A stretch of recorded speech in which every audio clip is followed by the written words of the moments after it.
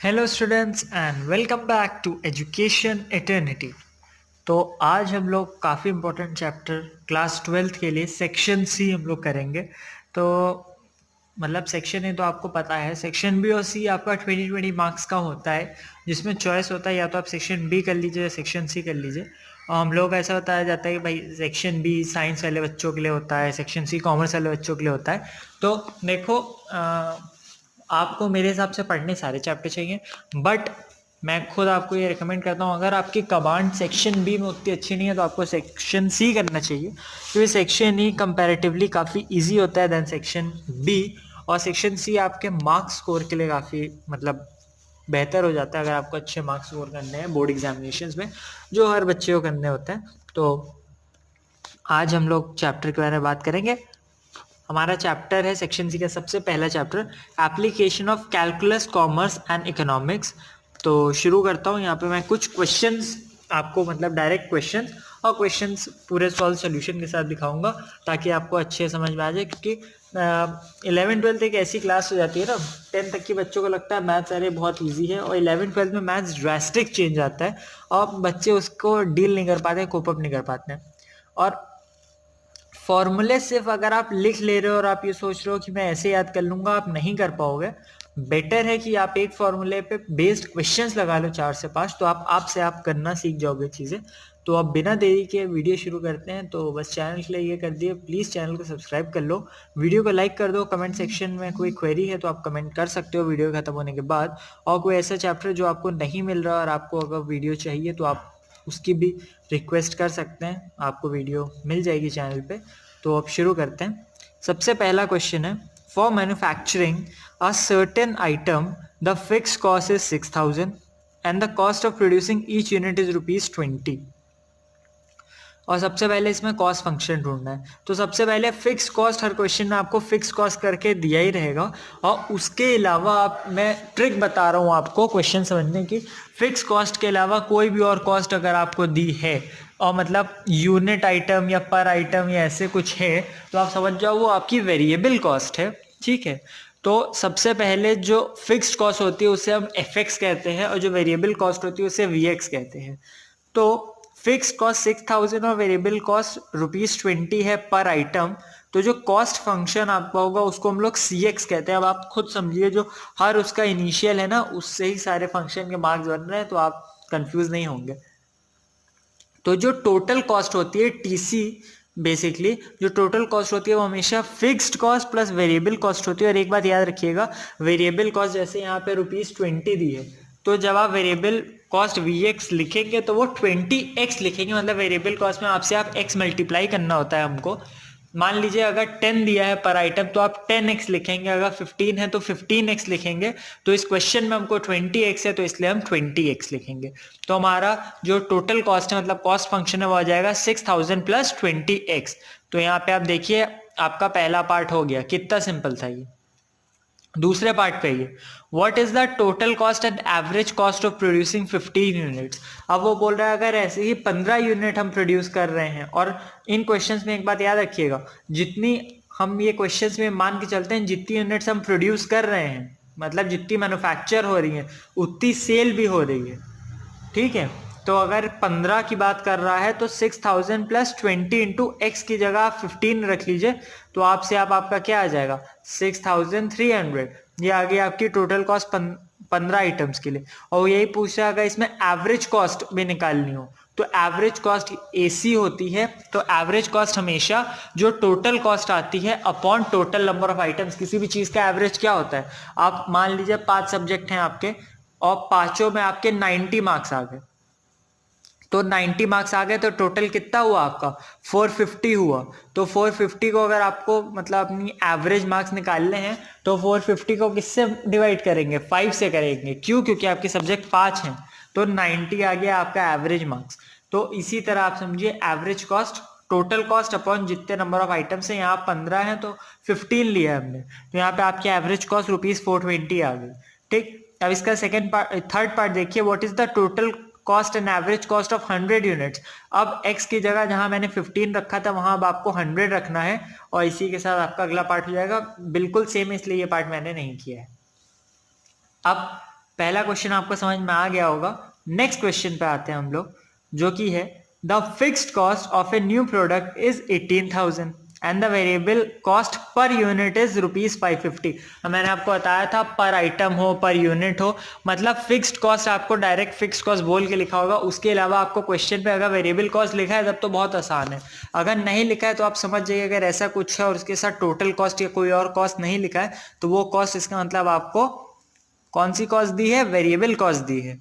अब if the demand function, अब demand function यहां आपको क्वेश्चन में दिया है, तो डिमांड फंक्शन है आपका 4000 माइनस 150x, तो आपको ब्रेक इवन वैल्यूज ढूंढनी है। अब सबसे पहले ब्रेक इवन पॉइंट्स के लिए आप समझ लीजिए, ब्रेक इवन पॉइंट्स के फॉर्मूले ये होते हैं, या तो Rx इक्वल टू CX होता है आपका, या Rx माइनस CX जीरो के बराबर होता है। दोनों ही एक चीज है, अगर CX को उधर ले जा रहे हैं तो वो Rx minus CX equal to zero हो जा रहा है, नहीं तो आपको वो दिक्कत हो रही है। तो आप बस इतना याद रखिए Rx इक्वल टू CX। ठीक, तो आप देखिए मैंने आपको पिछले क्वेश्चन में ही बोला था कि हम लोग x यूनिट्स को प्रोड्यूस कर रहे हैं और x यूनिट्स ही बेच रहे हैं। जितना प्रोडक्शन होगा हम ये मान के चलते हैं, जितना 100% प्रोडक्शन है हमारा तो 100% हम लोग बेच भी रहे हैं। ठीक, वेरिएबल कॉस्ट है हमारी 550। मैंने आपको पिछले क्वेश्चन में समझाया था वेरिएबल कॉस्ट के साथ हमेशा x आ जाता है। क्यों? क्योंकि वेरिएबल कॉस्ट आपको एक की दी रहती है, ठीक, लेकिन वो पर आइटम है, तो हम लोग x आइटम बेच रहे हैं तो हमारी 550x हो गया।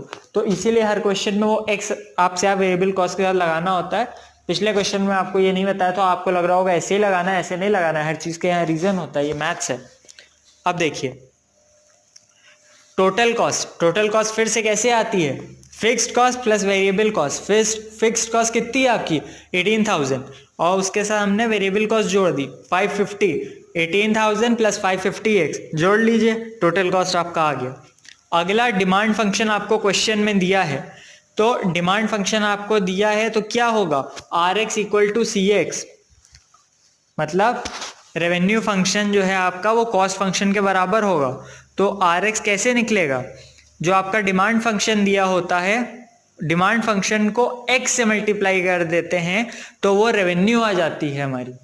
ठीक, इसके अलावा कॉस्ट फंक्शन तो हम निकाल ही चुके हैं, दोनों को इक्वल कर लीजिए। तो आप यहां देखिए 4000 minus 150x multiplied by x equal to 18,000 plus 550x। Calculation है, कैलकुलेशन हर बच्चा अपने हिसाब से करता है, आप अपने हिसाब से कर सकते हैं। बाकी आपके सामने स्क्रीन पे इमेज है, कोई डाउट है तो आप देख सकते हैं सॉल्यूशन आराम से।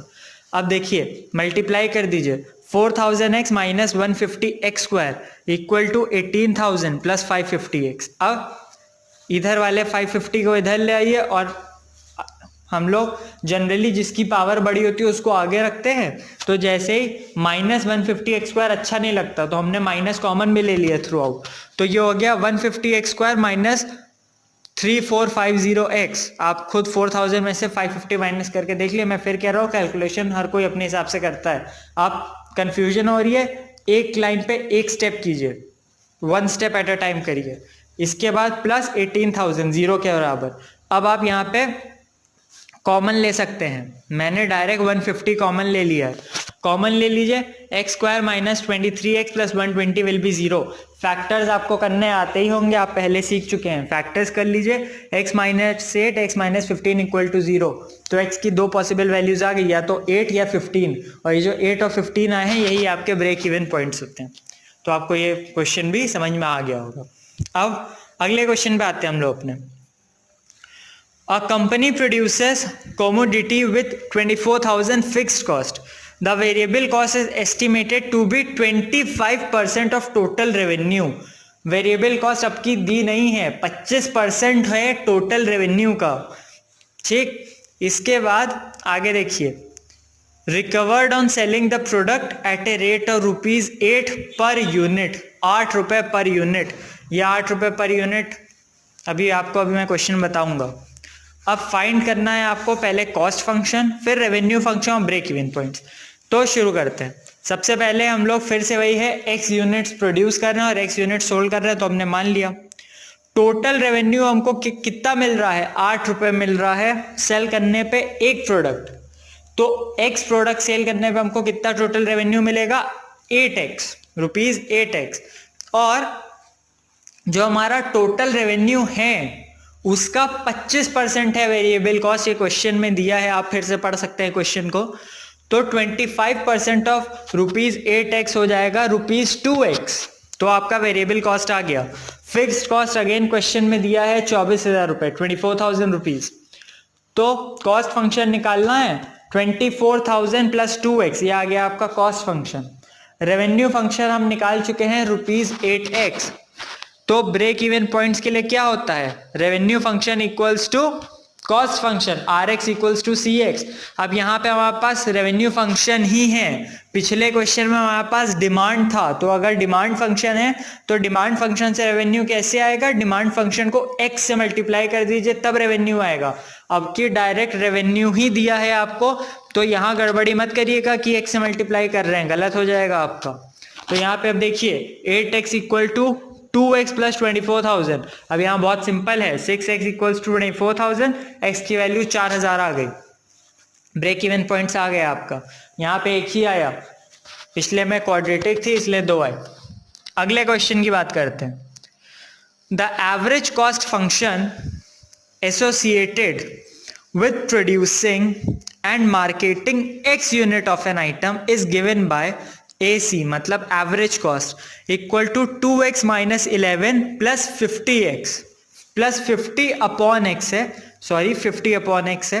तो फाइंड करना है आपको टोटल कॉस्ट फंक्शन और मार्जिनल कॉस्ट फंक्शन, उसके अलावा range of values of output x for which AC, मतलब AC आपका क्या है, एवरेज कॉस्ट वाला फंक्शन इंक्रीजिंग हो।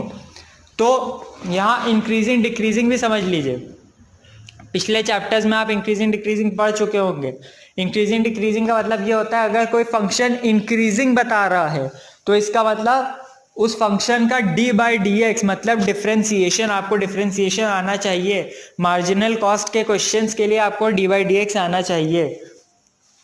तो आपका d/dx इंक्रीजिंग फंक्शन के लिए हमेशा 0 से बड़ा होगा और डिक्रीजिंग के लिए 0 से कम होगा। ठीक, फिलहाल हमको इस क्वेश्चन में इंक्रीजिंग है तो इंक्रीजिंग की बात करते हैं। तो हमको एवरेज कॉस्ट फंक्शन दिया है 2x minus 11 plus 50 upon x। तो हम लोग टोटल कॉस्ट कैसे निकालेंगे, एवरेज कॉस्ट क्या होती है, टोटल कॉस्ट अपॉन x होता है, उसी को क्रॉस मल्टीप्लाई कर लीजिए तो टोटल कॉस्ट क्या होगा, एवरेज कॉस्ट फंक्शन को x से मल्टीप्लाई कर दीजिए। ठीक, नहीं समझ में आ रहा है तो लिख लो एक बार, एवरेज कॉस्ट क्या होता है, टोटल कॉस्ट अपॉन x। अब लिख लिया, अगर लिख लिया उसको कॉपी में तो उसको क्रॉस मल्टीप्लाई कर लो, आपसे आप समझ जाओगे कि कैसे यहाँ पे टोटल कॉस्ट फंक्शन को मैंने एवरेज कॉस्ट इंटू x लिखा है। अब 2x minus 11 plus 50 upon x को x से मल्टीप्लाई करेंगे तो ये टोटल कॉस्ट हमारा फंक्शन क्या आएगा, 2x square minus 11x plus 50। और अब हम लोगों को निकालना है मार्जिनल कॉस्ट। अब मार्जिनल कॉस्ट कैसे निकलती है, मार्जिनल कॉस्ट निकलती है d/dx करने से, d/dx ऑफ टोटल कॉस्ट, मतलब जो कॉस्ट फंक्शन है, टोटल कॉस्ट या कॉस्ट फंक्शन एक ही बात है, तो उसका d/dx करने से। तो d/dx कर लीजिए, 2x square minus 11x plus 50 का, 2x स्क्वायर का d/dx क्या होगा, 4x हो जाएगा।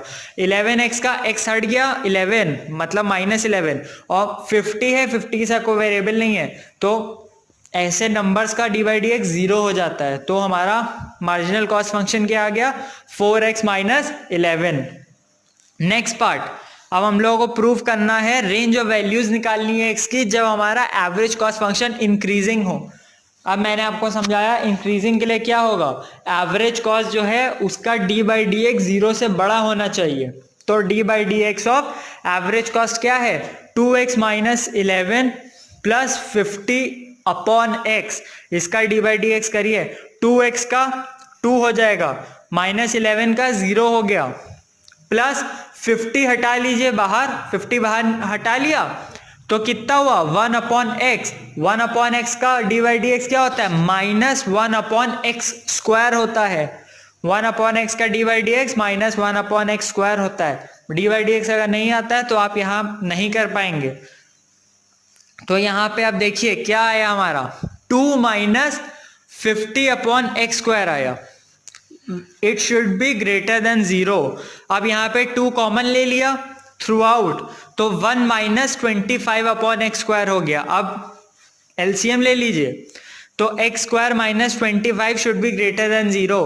अब फैक्टर बना लीजिए x प्लस 5 x माइनस 5, तो x की 2 वैल्यूज आई, एक तो -5 एक 5, और हमारे क्वेश्चन के हिसाब से x 0 से बड़ा होना चाहिए। 0 से बड़ा मतलब पॉजिटिव होना चाहिए। तो यहाँ पे हमारे काम की वैल्यू कौन सी है कि x इक्वल टू 5, तो x ग्रेटर देन 5 हमारे काम की वैल्यू है। ठीक, तो बस मुझे लगता है आपको इतने एग्जाम्पल से ये चैप्टर समझ में आ गया होगा। करने के लिए अगर आपको प्रैक्टिस करनी है तो आप जितने बोर्ड्स के क्वेश्चन है वो सारे लगा लीजिए, एनसीईआरटी लगा लीजिए, और एनसीईआरटी लगाने के बाद अगर आप लोगों के पास समय बच रहा है तो एनसीईआरटी एग्जाम्पलर के क्वेश्चंस भी जरूर लगा लीजिए। 100% प्रिपरेशन हो जाएगी आपकी सेक्शन सी के लिए। आज की वीडियो इन तक की थी। अगर वीडियो पसंद है प्लीज लाइक कर दिएगा, चैनल को सब्सक्राइब करना मत भूलना, नोटिफिकेशन बेल को दबा दो। And thank you so much students for watching this video.